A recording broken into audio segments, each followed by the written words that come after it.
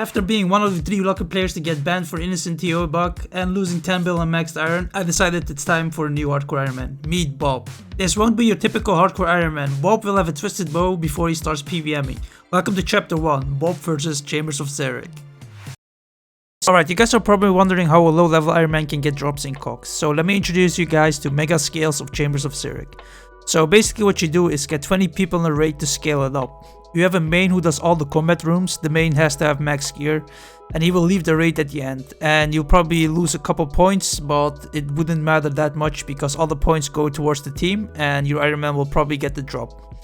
So on your Ironman you do need to get some points. There's many ways to get points in Chambers of Xeric. You can get points by making potions, you can get points by doing the puzzle rooms, or do damage in combat rooms.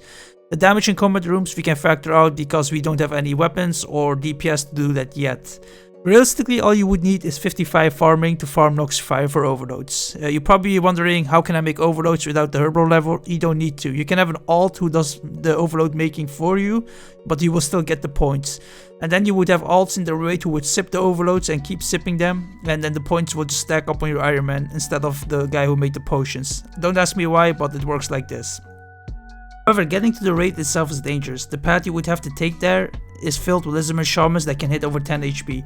So I would have to train either my prayer or my HP, but I was gonna progress the account either way. It will just make life easier in the long run. Alright, the layout we would need for these raids is Guardians, Mystics, Tightrope, Shamans, Thieving. I will explain room by room first what is needed and has to be done, and I'll show you guys the footage of it later. For Guardians, we would need a room pickaxe or higher, a decent mining level with that. The mains would just spec it down with BGS and you will take 0 damage from the Guardians, so you could just auto attack it and don't have to step back. For Mystics, we would need a rune crossbow, get 61 range to be able to wield it, and make ruby bolts enchanted. It's a lot of requirements, but it will speed up your raid and give you a lot of points. But we're probably not gonna do this anytime soon. Tightrope, same exact thing. We need a decent range level, decent gear, and I would say void range for the damage bonus, and I would need at least red chins or black chins. So Tightrope, we're not gonna be able to do that anytime soon either. Shamans, basically the same thing as Tightrope, chins and decent gear, we can't do that yet. Thieving is easy, I would say at least 70 thieving and a lockpick. The room will take 30 minutes, but you're able to solo it on your Ironman and it will give you a lot of points. Now after all the rooms are done, you would need to get 560 bait from the scavs and fish the highest level fish you can. I recommend the either level 60 or 75 fish requirement. You would also need the same cooking level to cook them. Ideally you want to fish and cook them and then have one alt with the located orb, lower his HP down and eat your fish, and it will give you points basically. You will be doing this while your main is soloing Olm, so it can be tricky, but you just have to learn and adapt, I guess. Okay, I will explain the point system now. There's a cap each player can get, which is around 130k points. Once you reach this, all the points after will go towards the team total. So all the points will be either going to your Ironman or your main. Your main would do the whole raid, and when Olm is around at 50 HP, he would leave the raid by leaving the clan chat. And all you have to do is finish Olm afterwards. You would obviously lose some points for doing so, but it's a bare minimum. The chance of receiving a purple is 65%. Like I said earlier, all you would need is 55 farming. However, you want to get as much personal points to your Ironman. The reason behind this is that if you don't get the purple and it's a white light, you will have a lot of points that will increase your normal loot. So let's have a look at the normal jobs, in case we don't get the purple. So like I said earlier, you could technically do this with 55 farming only, but it would give you the minimum personal points. So if you do roll the white light, your regular loot won't be as good. But if you have the cap of 130k points, which is easy to get if you contribute in every room possible, then you will get the max amount of whatever loot you roll. So let's have a look at the herb table. So if you look at the herb table, you have to look at the quantity and the highest amount you will get, because you have the max amount of points you can get as a personal. So you could technically get 668 irits or 164 Raynor weeds, and that's insane herb XP, especially if you're low level Ironman. And keep in mind, you get 2 rolls, so you could roll double irits or you could roll Raynor and irits as well. Okay, let's look at the ores and the gem. The best thing you could get here is gold ore, so you don't have to buy them from the blast furnace. Other than that, the gems are nice, but it's not really needed at the early level. And remember, once you get the gauntlet, it's really easy to get the gems. And then you have the other tab as well, where you can get teak planks or mahogany planks. You basically don't have to spend money on construction, you can just get it from here. So if you do not get the purple light, don't be sad, because the regular loot is just insane if you're a low level Ironman. Alright, it's almost time to do the raid, but before we start, I want to give a shout out to my friend Reggie for helping me with my first raid and explaining everything. This is also the video sponsor, so if you have an Ironman and want to get boosted in one of these mega skills, message my friend on Discord. You will have a 65% chance of getting a purple. Make sure you let him know that 7 has sent you.